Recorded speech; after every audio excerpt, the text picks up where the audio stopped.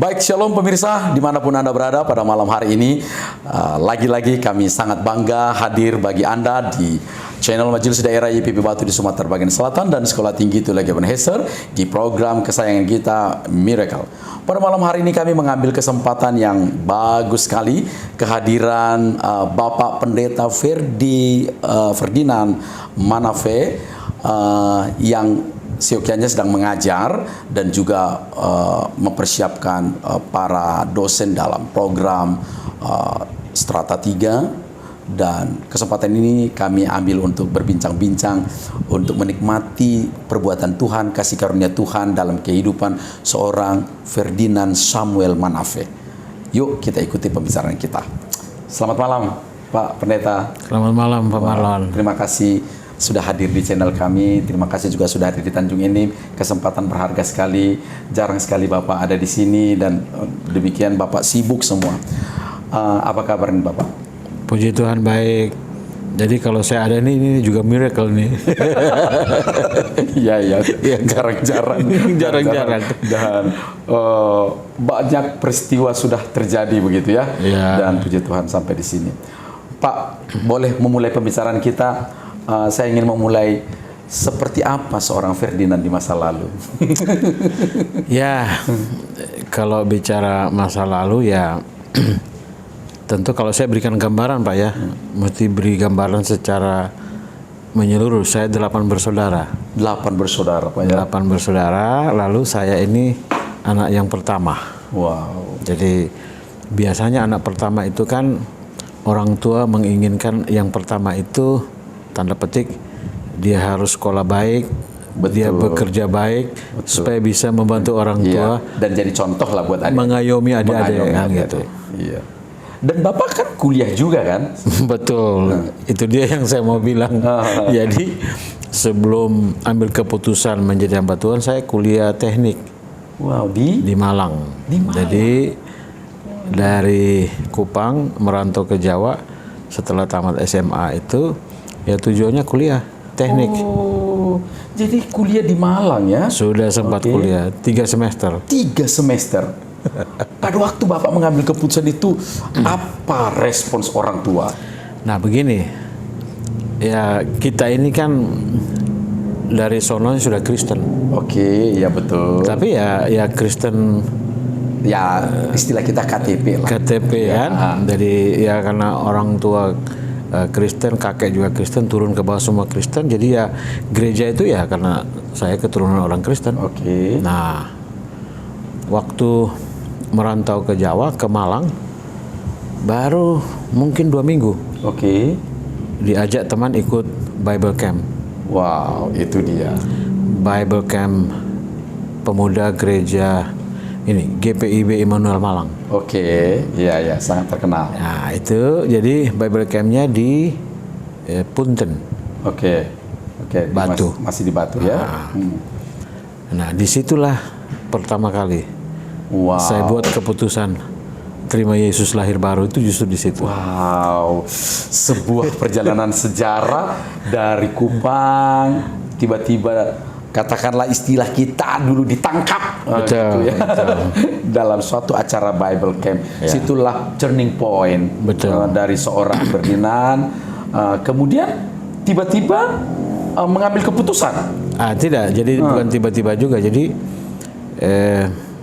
itu peristiwa itu bagi saya luar biasa ya. Kita ini sudah Kristen dan kita pikir kita sudah betul. Sudah hebat lagi. Ternyata waktu Bible Camp itu ketika hamba Tuhan itu berkhotbah, kok saya melihat hidup saya itu Tuhan seperti tunjukkan film masa lalu saya. Wow. Dan disitulah kesadaran itu datang.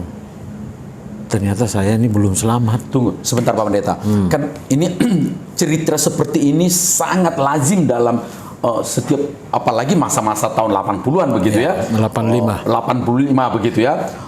Tapi kira-kira nih waktu itu kalau mau melihat apa yang membuat Bapak gitu kena gitu dari khotbah itu, dari pelayanan itu pada Bible Camp itu, tiba-tiba Bapak melihat seorang Ferdi itu seorang yang berdosa. Jadi itu sesuai dengan temanya waktu itu, ingatlah penciptamu pada masa mudamu. Wow, tema waktu itu yang sangat Waktu itu. Jadi ingatlah penciptamu pada masa mudamu. ya. Lalu yang berkhotbah ini luar biasa pengalaman hidupnya, Tuhan ubah dia juga. Oke. Jadi Pengkhotbah 12 ya? Pengkhotbah 12 ayat 1. Jadi di situ ya saya ini kalau dilihat ke belakang Pak Malonnya, saya orangnya pemalu. Tapi waktu itu tidak tahu malu. Iya. Jadi saya orang baru, tapi begitu ditantang untuk ambil keputusan tinggalkan hidup yang lama, saya itu ringan sekali langkah kaki saya maju ke depan berlutut, Gitu ya? menyerahkan diri betul-betul. Akhirnya saya pikir untuk membuat saya berubah, saya dibawa keluar dari Kupang. Wow, merinding sekali Pak. Untuk membawa berubah saja, Bapak harus dibawa keluar dari Kupang itu, keluar dari komunitas, dari semuanya. Iya. Bapak tiba-tiba berlutut, seolah-olah ada yang mendorong dan menggerakkan begitu. Saya menangis di situ. Itu asli cerita lahir baru. Menyesali, ya masih kecil ikut cerdas cermat sekolah minggu, Iya. kegiatan vokal grup semua ikut, tapi semua itu daging. Betul. Kita bisa bicara setelah lahir baru, kita bisa bicara. Betul. Itu semua daging. Semua daging. Wow, betul ya. Dan- Kata Yesaya kayak kain lap semua gitu ya. Betul. Nggak ada gunanya tuh. Omong kosong lah semuanya itu. Kata Paulus itu sampah dah semua. Betul. Waktu itu baru tahu itu semua Ya. sampah. Wow. Jadi itu pengalaman yang saya tidak akan lupa. Jadi begitu terjadi perubahan itu, lahir baru di situ, itu baca Alkitab itu seperti orang betul-betul lapar. ini Alkitab saya tuh dari kejadian sampai itu coret-coret semua. Haus baca tiap hari tuh. saya kadang-kadang bertanya loh Pak, masih ada nggak kadang-kadang perubahan yang radikal yang seperti itu di zaman yang begini untuk anak-anak remaja, pemuda. Kadang-kadang kita merindukan loh anak-anak yang seperti itu Pak ya, bahwa bukan pelayanan Bible Camp itu bukan hanya sesuatu yang rutinitas begitu ya Pak Ya, sekedar ibadah begitu saja. Iya. Tetapi yang begitu tiba-tiba ada seorang yang digerakkan menyembah Tuhan, membaca Alkitab gitu kayak orang lapar gitu ya. Bahkan setelah itu saya ikut sampai ada 3 persekutuan doa di kampus. Wow. Jalan kaki. Bisa ya. Saya kalau pikir kembali, Iya. kok nggak mikir capek, nggak, pokoknya haus lah. Pingin ada komunitas persekutuan bisa sharing di situ. Ya. Tentu itu tidak sekedar sentuhan emosi, tetapi ada, saya pikir, roh yang menggerakkan. Betul. Ya, lantas jadi terpanggil meninggalkan fakultas teknik ini. Gimana? Nah, jadi setelah 3 semester di kampus juga saya dengan teman-teman kami mulai persekutuan mahasiswa di kampus itu. Iya. Saya pikir mungkin yang pertama tahun 85 itu. Betul pasti itu. Setelah itu saya kok mulai merasa kayaknya bukan di sini tempat saya. Wow. Nah, baru akhirnya saya diingatkan waktu saya SMA, waktu mau ujian nasional, saya sakit. Oke. Lalu di Kupang ya orang tua saya sudah lebih dahulu lahir baru. Sehingga ada persekutuan doa. Nah, ada orang persekutuan ke rumah dan mendoakan saya. Oke, itu YPP ya Pak ya? Iya. Oke, YPP. Oke. Jadi waktu mendoakan saya bilang kalau saya sembuh, saya ujian, saya lulus, saya jadi hamba Tuhan. Wow, ini pernyataan. Tapi setelah lulus lupa. Semua rame-rame kawan-kawan mau cari kuliah ini, kuliah itu. Betul. Nah, saya juga ikut. Betul. Nah, nanti waktu setelah Bible Camp itu lahir baru, lalu kurang lebih 1,5 tahun, itu kembali. Loh, dulu kan kamu sudah pernah janji loh. Oke. Tapi saya mengerti orang tua saya. Betul. Dia sangat mengharapkan saya dan dia tidak mengirim saya ke Jawa untuk jadi hamba Tuhan. Betul. Satu sisi itu perlu juga ada penghargaan kan? Betul. Ya. Jadi ya saya akhirnya istilahnya bergaining dengan Tuhan. Tuhan, kalau benar Tuhan panggil saya, urus papa saya. Wow. Iya. Kalau enggak, Jadi saya ya polos-polos lah waktu itu kan, kasih tanda Tuhan. Iya, iya. Kalau benar Tuhan panggil saya jadi hamba Tuhan, Tuhan urus papa saya. Akhirnya, Jadi akhirnya saya, ya itu istilahnya orang baru lahir baru itu semangat 45 kan. iya. Saya doa puasa 1 bulan. Doa puasa 1 bulan, Pak. Supaya Supaya Tuhan bekerja. menggerakkan Ya. membuat orang tua Berubah. kasih izin. Iya, kasih izin. Nah, jadi orang tua saya bilang, saya akan ke Jawa, mau ikut KTN Tritanda di Batu, Oke. lalu bawa kamu pulang. Waduh. Untuk pindah ke Bawa pulang ke Kupang. Ya, iyalah mungkin pindah kuliah. Oh, untuk apa?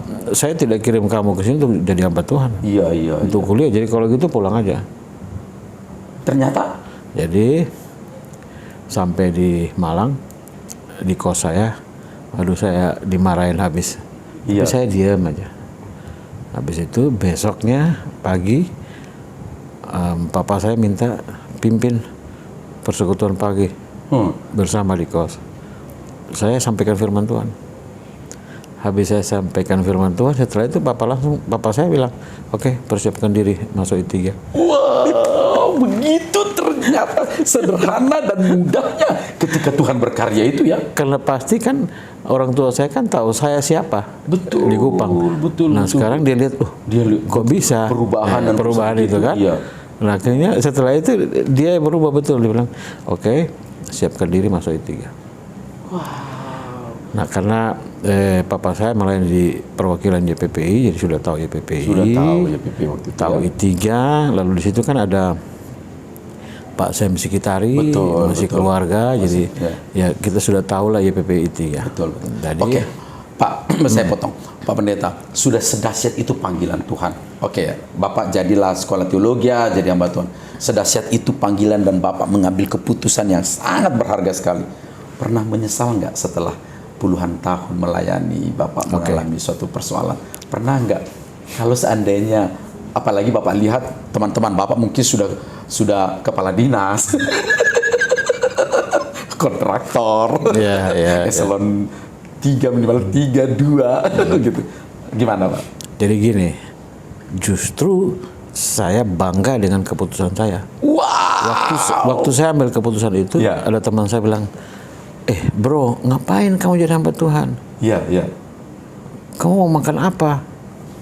Wah, ini keterlaluan. Dipikir jadi hamba Tuhan tidak makan kan? Iya. Nah, ya saya waktu itu tidak tanggapi. Pokoknya sudah bulat saya menjadi hamba Tuhan. Oke. Jadi saya tinggalkan kampus. Nah, beberapa tahun kemudian, apalagi setelah saya kembali dari Amerika, ketemu mereka. Iya. Teman-teman dulu kuliah ada yang insinyur, ada yang bekerja di dinas PU. Betul. Bikin jalan. Iya. Tapi mereka ya di situ-situ saja. Oke. Nah, mereka tahu selama ini dari mana kamu? Saya jelaskan saya pelayanan di sini, saya ke sini. Wow. Saya bilang kalau saya jadi seperti kamu, saya di sini terus, tidak kemana-mana. Saya bilang saya tidak pernah menyesal jadi hamba Tuhan. Wow. Dulu mereka bilang, mereka hanya pecak-pecik aja. Iya. Wah, luar biasa kamu ini ya. Jadi saya bilang, kamu bikin jalan, supaya saya jalan di atas untuk pergi beritakan Injil. Wow, luar biasa seorang Ferdinand Manafe. Pak Ferdi, Bapak kan katakanlah satu sosok yang juga bisa dikatakan ikut menjadi ikonnya YPPI. Ya, itu tentu orang banyak tahu bahwa seorang Ferdinand, khotbah dan sebagainya. Tapi sebelum itu kan Bapak diutus ke Amerika. Luar biasa, semua orang pasti juga wow, teman-teman juga begitu. Waktu itu Amerika begitu menjadi negeri impian, ya, negaranya si paman.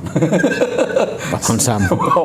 Semua orang pengen ke sana, betul ya? Waktu itu dan Bapak, saya pikir keluarga Bapak sendiri sangat bangga. Terus tiba-tiba Bapak ditarik dari sana. Apa yang terjadi? Oke. Sebelum sampai gitu mungkin saya akhirnya melihat perjalanan hidup saya itu begini Pak Marlon.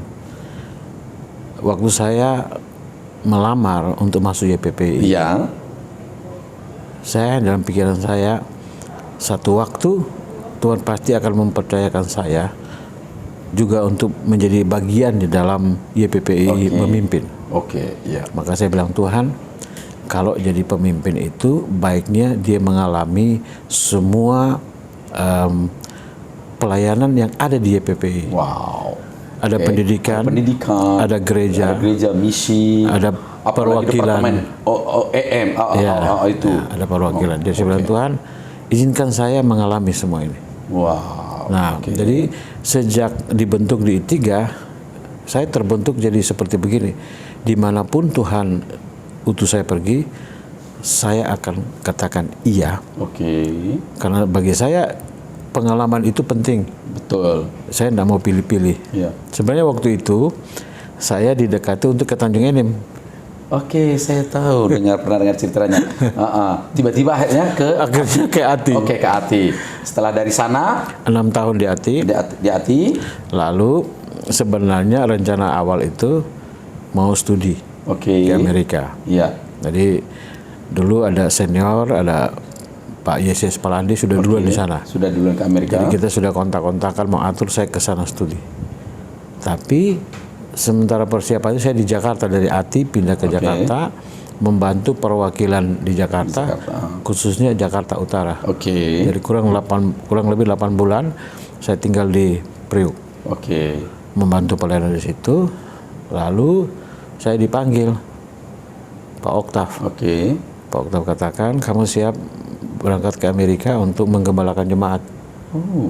Nggak usah mikir sekolah dulu, menggembalakan jemaat, karena gembala waktu itu di sana ditarik ke Indonesia untuk jadi ketua sinode. Jadi sana kosong. Gitu ceritanya, Pak. Jadi akhirnya saya ke Amerika bukan studi tapi menggembalakan jemaat. Menggembalakan jemaat. Gereja Misi Injil Indonesia. Jadi mengajar di Ati. Sudah di Ati. Jadi gembala di Amerika. 3 tahun setengah. 3 tahun. Jadi ini Tuhan jawab ini pengalaman yang kedua. Berarti saya mengecap pelayanan di gereja. Saya sudah dari kampus. Waktu Bapak diminta kembali, Bapak senang atau ada bergumul dengan sudah enak di Amerika? Ya, memang seperti saya bilang awal tadi, saya sudah terbentuk, ya disuruh kemana saya pergi. Jadi istri saya menolong saya sekali. Dia bilang, Pak, kalau kita tidak kembali, kita menjadi misalnya di sana overstay, ilegal. Lalu apa arti pelayanan kita 3 tahun? Kita khotbah tentang ketaatan, kesetiaan, lalu kita sendiri buat keputusan seperti itu. Jadi ibu yang makanya cari teman hidup yang benar. Betul. Nah, waktu itu apa Bapak tidak punya keinginan untuk mengejar green card di situ? Ada, kalau bilang ada sih ada, tapi saya lebih berat memikirkan kepada panggilan sih. Ya ada juga yang menawarkan, pasti menawarkan. Begitu banyaknya dinamika pelayanan pada waktu itu. Nggak usah pulang aja lah, kita bikin gereja di sini. Tapi ya saya hanya bilang, memang keputusan pada waktu itu Bapak diminta kembali untuk mengajar lagi atau apa waktu itu? Yang utama tuh izin tinggal sudah selesai. Izin tinggal. Tapi pada saat yang sama juga pimpinan minta untuk kembali ke Indonesia. Ya sudah, kita kembali ke Indonesia. Masuk kembali lagi ke Batu. Pak, dari Amerika tiba-tiba masuk ke kampus lagi. Wah, ini kan antara gimana ya? Saya sudah dari sana tiba-tiba dengan kehidupan yang berbeda. Ada rasa semacam keterkejutan, culture shock. Kalau bilang keterkejutan juga tidak. Jadi begini, sejak awal menyerahkan diri untuk melayani bersama YPPI, memang tujuannya pertama itu I3. Tapi saya bilang kalau boleh saya ke daerah dulu. Jangan langsung di Batu gitu. Maka kembali ke Batu itu ya sebenarnya sudah sesuai dengan agreement di awal. Gitu ya. Pak Pendeta, boleh lebih personal lagi ya. Monggo. Hidup itu pasti ada up and down-nya. Kapan Bapak mengalami down? Artinya di satu titik yang rendah dalam kehidupan perjalanan pelayanan. Ada 2 kali. 2 kali. Yang pertama di Kalimantan itu saya sudah di depan komputer buat surat pengunduran diri. Wow, pernah ternyata cerita itu. Pernah cerita itu. Jadi di komputer lagi ketik, dulu komputer kan belum seperti sekarang. Ya betul. Oke Jadi lah, Windows lah. lagi Windows. ketik-ketik surat pengunduran diri, listrik padam. Ya habis semua. Listrik padam. Listrik padam ya, Kan belum di save. belum ada save. Belum ada save. Kan belum canggih kayak belum sekarang. auto save kan begitu. Oke. Jadi gini, wah listrik mati. Saya pulang ya, istri saya bilang ya berarti Tuhan tidak mau. Wow. Semudah itu jawabannya, tapi apa yang membuat Bapak mulai start itu mengetik itu? Ya. Itu pasti sudah Tentu ada pergesekan. Ada. Pergesekan dalam Oke, pelayanan. Itu dalam kan biasa kan. organisasi, ya. Besi menajamkan besi. Ya. Siapa yang tahan ya? Oke. Nah, itu masih darah muda kan, masih muda. Betul. Kalau begini pergi aja lah kalau begitu. Waktu itu rencana Bapak mau kemana? Nggak tahu, pokoknya keluar Tapi dulu. mau keluar aja dulu. Keluar aja Ya. dulu. Apakah Bapak waktu itu merasa keluar dari situ maka keluar dari masalah? Ya pada waktu itu pikirannya begitu. Gitu ya. Itu apa namanya? Tentu tidak etis membongkar masalah begitu dalam. Tetapi orang-orang Ya atau pergesekan di antara sesama hamba Tuhan. hamba Tuhan selalu ada begitu ya Pak ya. Keputusan untuk tidak, apakah hanya waktu mati komputer atau masih?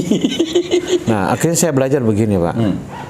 Dan saya mendengar beberapa nasihat senior. Jangan pernah membuat keputusan ketika emosimu lagi membumbung lagi, itu jangan buat keputusan pada saat lagi emosi. Oke, pikir ulang. Karena faktanya begitu, setelah semua teduh biasa lagi. Ternyata di dunia ini bukan hanya saya aja yang menderita kayak gitu, banyak juga orang gitu kok bisa bertahan. Kenapa saya harus pergi kan? Oke. Yang kedua. Yang kedua di Amerika. Oke. Ya. Jadi itu ada peristiwa lah dan saya memang down sekali. Saya hanya menangis dan istri saya hanya duduk di samping, dia tidak ngomong, dia dampingi. Saya puas menangis sampai titik saya merasa Tuhan tidak pakai saya lagi. Wow, sedahsyat itu. Betul. Semacam kesimpulan terhadap pemahaman. Padahal tadi saya lihat memulainya itu sudah sangat dahsyat. Ada juga berpikir seperti itu. Jadi pressure-nya begitu kuat, saya berpikir sepertinya Tuhan tidak pakai saya lagi. Pak boleh cerita sedikit nggak? Apa yang mengakibatkan? Yang bisa batas-batas bisa diceritakan? Ya saya pikir pengalaman yang seringkali, saya pikir banyak orang juga akan menyetujui bahwa yang paling menyakitkan ketika kita ditolak. Oke. Bapak merasa itu di Amerika? Karena karena khotbah-khotbah Bapak atau karena bukan. pelayanan? Pokoknya atau karena ada persoalan tertentu dan saya merasa ditolak itu. Wow. Dan itu datangnya dari satu kekuatan.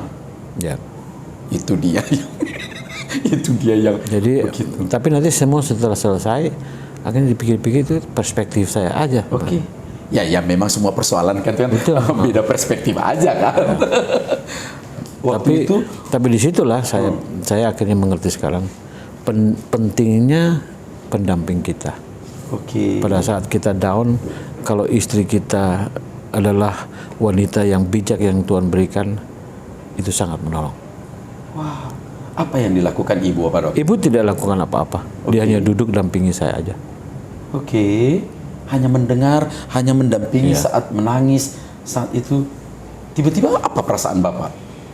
Ya setelah semua dikeluarkan ya tenang lagi. Oke. Dan ya saya tahu saya juga punya kesalahan. Sebagai pendeta saya bukan orang sempurna. Iya. Ada juga bisa kesalahan saya untuk bisa jadi menyinggung majelis atau jemaat ya. Setelah itu saya belajar untuk menyelesaikan. Oke. Dari situ Pak pernah nggak merasa berpikir kan ini ada orang mengatakan saya karunia saya mengajar, saya gembala, saya ini apakah pernah juga memikirkan itu bahwa ini bukan jalur saya, ini jalur saya di pendidikan dan sebagainya. Apa pernah berpikir seperti itu? Saya berpikir begini, sejak saya mahasiswa pulang praktek 1 tahun, saya tahu karunia saya mengajar. Oke. Dari mana? Ya saya tanya semua jemaat yang dilayani selama 1 tahun sebelum pulang. Menurut kalian saya ini karunia apa? Kebanyakan semua bilang karunia mengajar. Oke. Maka itu pulang saya langsung ketemu pimpinan waktu itu. Setelah tamat saya mau jadi dosen. Ngajar. Nah, tapi jadi gembala itu kan itu doa saya juga. Saya ingin merasakan apa artinya sisi menjadi lain dari gembala. pelayanan. Betul. Maka di pelayanan penggembalaan pun saya memasukkan sisi-sisi pengajaran di dalam pelayanan supaya jangan lupa mengajar. Iya. Nah, Pak Pendeta, kalau Bapak mencoba melihat mengikuti perjalanan YPP yang besar ini, yang wow gitu ya kata orang YPP, apakah Bapak atau kapan Bapak meyakinkan diri Bapak, saya tetap di sini, saya tetap di jalur ini, atau Bapak belum memastikan itu?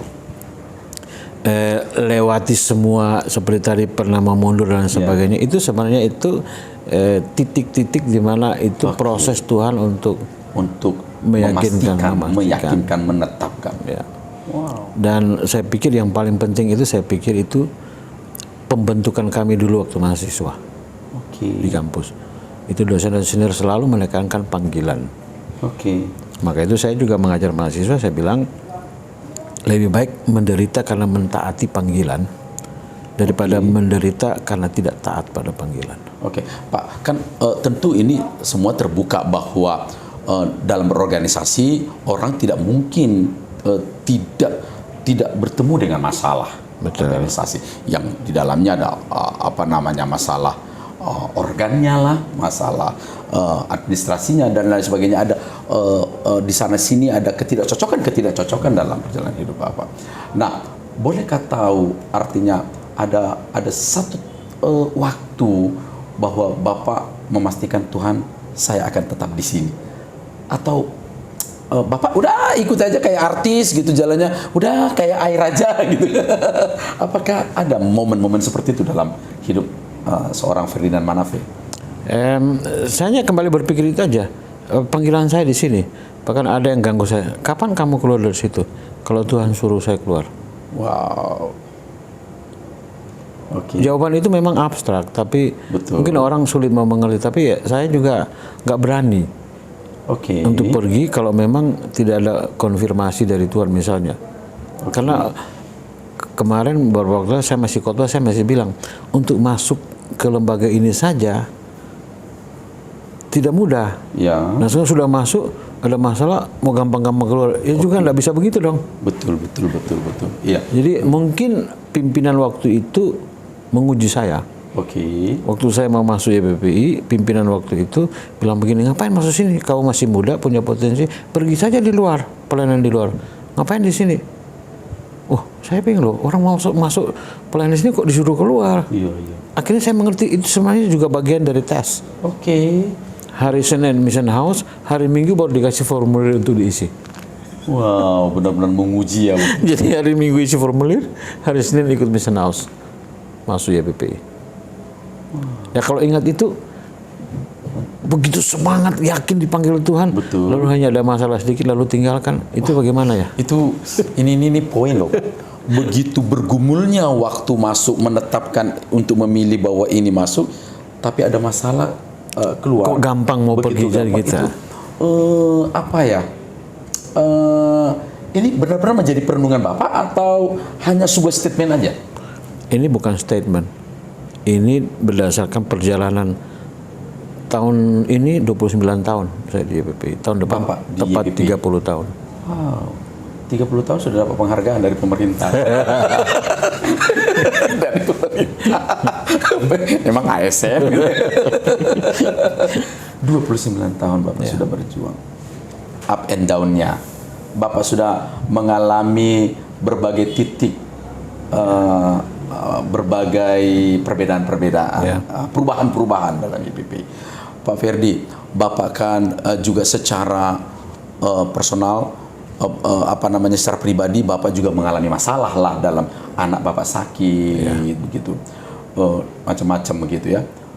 ada nggak pernah bertanya sama Tuhan waktu ada banyak mengalami masalah, entah organisasi, entah perjalanan hidup, entah anak sakit dan sebagainya, lagi memikirkan ulang hidup Bapak tentang keputusan-keputusan Bapak? Enggak tuh. Tidak pernah ya? Ada godaan-godaan, tapi ya itu dia. Saya kadang-kadang saya juga mikir kenapa kok saya bisa bicara begitu, berpikir seperti itu. Saya ini kembali lagi, pembentukan di kampus itu sangat kuat mempengaruhi saya. Hal apa yang paling membuat Bapak begitu ini hidup saya, ini jalan saya, ini keputusan saya? Apa yang buat Bapak selalu berulang, udah berapa kali ini ngomong pembentukan di awal? Apa sih sebenarnya yang membuat Bapak begitu merasa kok ini kan perlu ini untuk generasi muda? Jadi gini, kan di lembaga kita itu kan selain senior-senior mengajar tentang panggilan, mereka sendiri buktikan mereka masih ada sampai hari ini. Oke. Emangnya mereka nggak ada masalah? Ada juga, tapi mereka masih ada sampai hari ini. Oke. Tapi ada juga yang tidak ada. Ya itu lain lah. Tapi ngapain harus lihat yang tidak ada? Lihat aja yang ada ini tiap hari. Yang ada. Yang masih setia sampai hari ini. Itu perlu lihat yang ada aja. Kenapa? Kalau lihat yang nggak ada, kita sudah nggak ada juga. Betul. Kalau mereka yang ngajar kita, betul. Dan mereka buktikan masih ada. Ya mungkin yang lain ya mungkin punya persepsi atau pemahaman sendiri, monggo aja. Tapi bagi saya itu dia. Pak, apa tantangan yang membuat Bapak kadang lemah gitu ya? Tantangan uang, tantangan organisasi, sakit, jabatan atau berorganisasi macam-macam lah begitu ya. Tantangan jenis apa yang bisa Bapak pikir ini sudah yang membuat Bapak lemah? Jadi begini, kalau bicara seperti gitu Pak, saya harus jujur bicara. Pasangan hidup kita sangat menolong, menentukan. Ya, I know. Tapi itu semua itu dalam perjalanan itu ada masalah itu semua ada. Tapi selama kita itu masih kuat suami istri, masih mungkin istilah yang lain itu masih mau dengar suara Tuhan. Itulah kekuatan. Kalau tidak ada firman Tuhan lewat semua. Itu ya. Maka itu persekutuan. Saya harus kembali lagi. Pembentukan di kampus itu saat teduh membaca firman Tuhan itu kalau lepas semua. Itulah yang menguatkan saya pikir. Kalau dari diri sendiri udah hilang. Karena kan kita harus jujur juga bahwa banyak juga hamba Tuhan bermasalah kan. Betul. Masalah di gerejanya, masalah di pelayanannya, masalah di keluarganya, masalah macam-macam semua begitu ya. Makanya perlu kadang-kadang saya tanya misalnya banyak orang apa sih sebenarnya tantangan yang tersulit dalam kehidupan seorang pendeta Ferdinand Hanafi? Apa menurut Bapak tantangan yang sulit Bapak hadapi dalam perjalanan hidup Bapak? Kalau ditanya seperti itu Pak, semua sulit. Dari diri saya sendiri pasti saya sudah keluar. Wah, gitu ya Pak ya. Tapi waktu kesulitan itu datang, kalau bukan kita baca firman Tuhan, kita dengar teman kita khotbah, kita dengar nasihat. Jadi kita ada dalam lingkungan kan, kita itu tidak mungkin dibentuk oleh Tuhan di ruang hampa. Yes. Dalam konteks persekutuan. Pasti ada orang-orang. Makanya saya mau bilang apa ya? Persekutuan kita di YPPI itu semua itu kita semua di situ kan orang berdosa. Hanya karena anugerah. Amin. Kita melayani, saling menguatkan. Tapi kan ada sisi-sisi juga di dalam natur kita sebagai manusia berdosa ini. Ada saat-saat juga kita pasti down. Tapi kita tidak sendiri. Itu dia. Nah, sekarang jadi pertanyaan penting. Seberapa penting sih sahabat teman dalam satu persekutuan? Atau bagaimana cara Bapak melihat bahwa teman dosen, teman karyawan itu adalah sahabat Bapak? Jadi begini, saya sederhananya Pak Marlon, saya belajar dari Alkitab, saya juga khotbah. Tuhan Yesus punya 3 orang yang paling dekat. Dia saja punya teman dekat. Lalu kita mau bisa berdiri sendiri tidak bisa. Bapak merasa bahwa seorang hamba Tuhan dengan konteks pelayanan seperti model YPPI yang satu tempat itu perlu sahabat? Perlu. Oke. Pak Roland sahabat saya. Oke. Dia pimpinan saya. Tapi saya merasa dia sahabat saya. Sahabat itu kan memahami dan kita bisa menyampaikan isi hati dan dia tahu isi hati kita, itu kan sahabat ya. Betul. Tahu dia di saat-saat kita di titik nol. Apakah memang ada seperti itu dalam perjalanan hidup Bapak di tengah persekutuan? Ada saat-saat justru sahabat itu Tuhan pakai untuk membentuk kita. Oke. Yang paling sakit itu kan orang yang kita anggap sebagai sahabat. Kalau buat sesuatu itu sakit sekali. Itu dia. Kita juga. Padahal sudah dianggap sahabat, Iya. ternyata tidak memerankan. Saya tidak mau mengatakan dia musuh, enggak.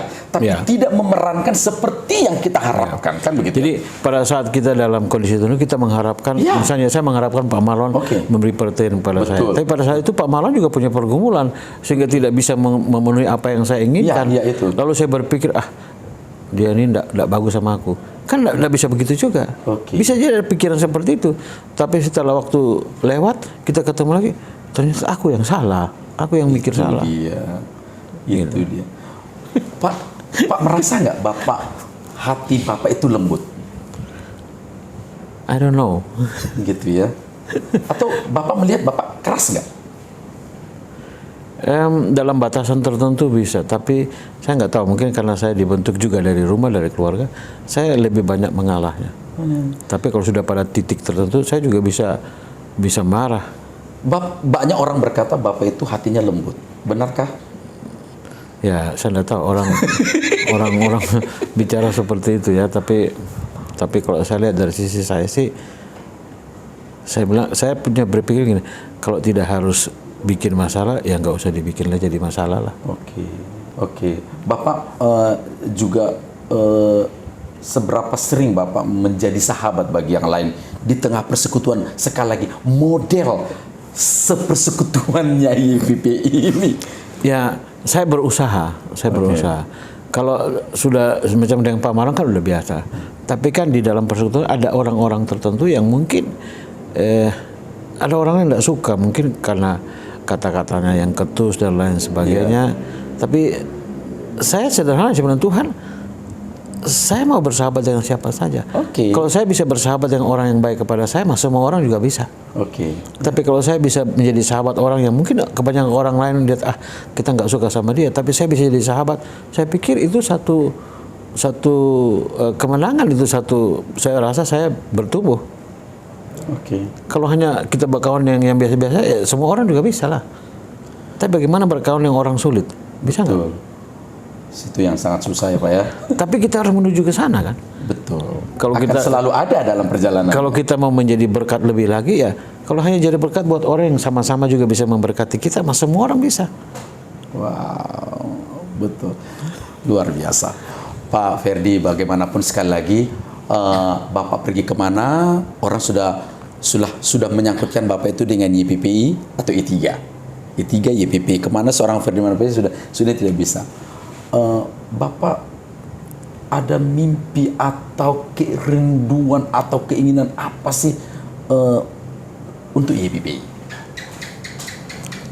Ya kalau Pak tanya kerinduan, ya YPPI jadi dirinya sendirilah. Sebagaimana YPPI mulai memberitakan Injil, misi dan sebagainya, ya itu saja yang harus dikerjakan. Bapak memang punya YPPI maunya itu gitu? Ya, jadi semua bidang apapun tetap muaranya ke situ, misi. Ada sesuatu yang kurang dalam perjalanan yayasan yang dimana Bapak sudah mencurahkan hidup Bapak 29 tahun. Bagaimanapun Bapak berhak untuk menyampaikan sesuatu untuk di mana suatu lembaga yang Bapak sudah menaruh hidup Bapak di sana. Yang pasti kan lembaga kita sudah 60 tahun lebih, berarti sekarang masuk generasi yang kedua. Nah, biasanya dalam sejarah kan masuk generasi kedua kan suhu rohaninya mulai menurun toh. Tapi siapa yang harus membuat suhu itu supaya terjaga? Ya kita juga sendiri. Daripada kita ngeluh-ngeluh saja terus, ya kitalah memainkan peran kita sesuai karunia kita lah. Ya kalau saya berkhotbah, ya saya pergilah berkhotbah, KKR menangkan jiwa, hanya itu aja lah. Untuk menjaga istilahnya marwahnya YPPI yang bicara misi, menangkan jiwa, pelayanan pribadi, usir setan, okultisme, ya kita kerjakan saja lah. Itu kan yang Bapak katakan itu kan keunggulan-keunggulan YPPI Betul. di masa lalu. Sesuai karunia kita masing-masing ya kita kerjakan. Tapi menurut Bapak apakah keunggulan itu masih ada sekarang atau apa? Kata orang mulai kabur atau masih ada? Masih. Menurut Bapak? Tapi kalau tidak dapat disangkali bahwa ada juga orang lain mulai melakukan yang sama. Oke. Tapi kalau ditelusuri, mereka melakukan itu kan juga belajar dari mana? Siapa yang mulai duluan kan? Siapa mempengaruhi siapa? Yang original masih ada di sini gitu. Masih. Ibarat kalau dibuat dalam bentuk kue. Ya, dia punya resep aslinya masih ada kan gitu. Itu harus dijaga kan? Tapi kadang-kadang yang modifikasi lebih enak loh Pak, kata orang. Tidak apa-apa, tapi kalau orang yang sudah tahu yang asli yang itu, ori, dia cari tahu. yang ori ya. Tetap akan cari yang ori. Pak Pendeta, Ya. kan program kita ini adalah program miracle, Ya. kasih karunia yang mau kita lakukan. Kasih karunia terbesar atau yang apa yang paling Bapak rasakan selain keselamatan sudah tahu pasti Ya. dalam perjalanan hidup Bapak dan keluarga. Tapi tadi walau katakan ada pasangan hidup, is okay, ada kasih karunia apa yang Bapak bisa rasakan dalam perjalanan hidup Bapak? Saya pikir kalau kita makin bertambah umur, kita makin sadar. Kalau kita masih hidup hari ini dan masih bisa melayani, itu kasih karunia siapakah kita ini? Wow, itu kadang-kadang perkataan pernyataan orang yang sudah mulai Sudah mulai apa? Hari Sabtu ya. udah mulai usia lanjut. Ya kami mulai kita Tahu sebenarnya memang itu. ya. Kan makin lama kita makin sebenarnya kita ini apa sih modal kita kalau bukan Tuhan? Ya. Kalau dipikir-pikir ya Pak ya. Ya. Tapi kadang-kadang pikiran itu kan tidak datang pada waktu usia muda ya. Nah biasanya kan usia muda kan lebih kepada idealisme yang begitu tinggi. Menggebu-gebu ya. Jadi kadang-kadang ya kita juga tidak bisa memaksa orang muda untuk berpikir seperti kita. Nanti ada waktunya. Kalau seandainya nih ada Tuhan di sini, Ya. beranda-anda lah. Apa yang mau Bapak minta pada Tuhan untuk Bapak? Saya hanya minta Tuhan sebagaimana Tuhan panggil saya, pakai saya sampai napas terakhir hidup saya. Hal apa yang pengen masih Bapak? Kan Bapak udah mengajar, sudah sampai pada satu titik ya Bapak sudah mengajar kan begitu? Karena kebahagiaan dosen yang mengajar. Kalau untuk mau jabatan seperti di perguruan tinggi untuk profesor, saya pikir itu sangat sulit kita bagi yang di swasta kan begitu, apalagi di jalur ini kan begitu. Apa jenis apa yang pengen masih Bapak mau rasakan dari pemberian Tuhan di jenis pelayanan ini? KKR Bapak sudah KKR di ribuan orang, Bapak sudah kemana? Apa yang Bapak mau butuhkan lagi? Akhir-akhir ini saya kembali seperti kasih saya mula-mula, penginjilan. Oh ya? Menangkan orang, lahir baru, itu sukacitanya luar biasa. Kenapa sampai yang lahir baru? Bapak merasa itu adalah hal yang paling mendasar? Itu saya pikir itu mendasar karena ya Tuhan Yesus sendiri bilang you have to be born again. Kamu harus dilahirkan kembali. Gak bisa tidak. Kalau tidak lihat kerajaan Allah pun lihat aja nggak bisa, apalagi mau masuk. Untuk apa kita melayani tapi tidak ada orang yang sampai berjumpa Yesus secara pribadi, menerima dalam hidupnya. Untuk apa Pak Marlon? Ya. Saya terus terang hanya minta Tuhan sampai akhir hidup saya. Saya hanya kerinduan saya satu itu. Supaya makin banyak orang membuka hatinya kepada Tuhan Yesus. Ini apa ya, kayak melihat seorang yang memang benar-benar evangelikal. Memang Injil yang hidup dalam diri seseorang. Mengakhiri tahun lalu, masuk ke tahun ini, semangat itu ada di dalam hati saya. Di pesawat orang saya ajak bicara. Berkobar gitu ya Pak ya. Orang pengen tahu Injil, pengen tahu lahir baru. Soalnya saya juga terganggu. Bilang orang-orang katanya Injili, tapi kok sekarang nggak menginjili orang, nggak menangkan jiwa. Enggak, masih ada. Cuma kan tidak selalu harus diumumkan. Betul, betul, betul. Tapi saya hanya mau beritahu bahwa kita masih dalam garis ini semangat memberitakan Injil menangkan jiwa. Wow, luar biasa. Wow, pemirsa, ini kadang-kadang perbincangan yang seperti ini mengingatkan kembali akan hal yang paling mendasar dalam kehidupan seorang pelayan Tuhan, Injil. Untuk itulah aku dipanggil. Tidak ada yang lain. Betul. Mau apa lagi? Mau apa lagi? Untuk Injil, pemberitaan Injil. Bapak boleh dong sampaikan sesuatu di program ini, apa yang Bapak rindukan atau apa yang ada di hati seorang pendeta Dr. Ferdinand Manafe sebagai closing statement. Ya, hidup di dunia ini kata Alkitab tidak panjang, singkat. Maka waktu yang singkat ini lebih baik kita beritakan Injil, kabar baik. Kabar-kabar yang negatif sudah terlalu banyak di media sosial. Mari kita sebagai orang-orang yang sudah ditebus, yang sudah terima Yesus dalam hidup kita, mari kita gunakan kesempatan ini. Kemana saja kita pergi, saksikan siapa Yesus. Injil bukan hanya informasi, tapi Injil itu transformasi. Supaya kemanapun kita pergi, kita memberitakan Injil, kabar baik, dan banyak orang mengalami transformasi dalam hidupnya. Mereka dipulihkan oleh Tuhan, yang lemah dikuatkan, yang hancur dipulihkan. Saya pikir itu kabar baik. Tidak ada masalah yang tidak bisa diselesaikan oleh Tuhan Yesus. Sebab itu bagi saya dan saya harap bagi Bapak Ibu sekalian, hidup ini hanya satu kali, singkat pula. Mari kita gunakan jadi berkat buat banyak orang. Bawa mereka berjumpa dengan Tuhan Yesus secara pribadi. Saya pikir wow, pemirsa, luar biasa.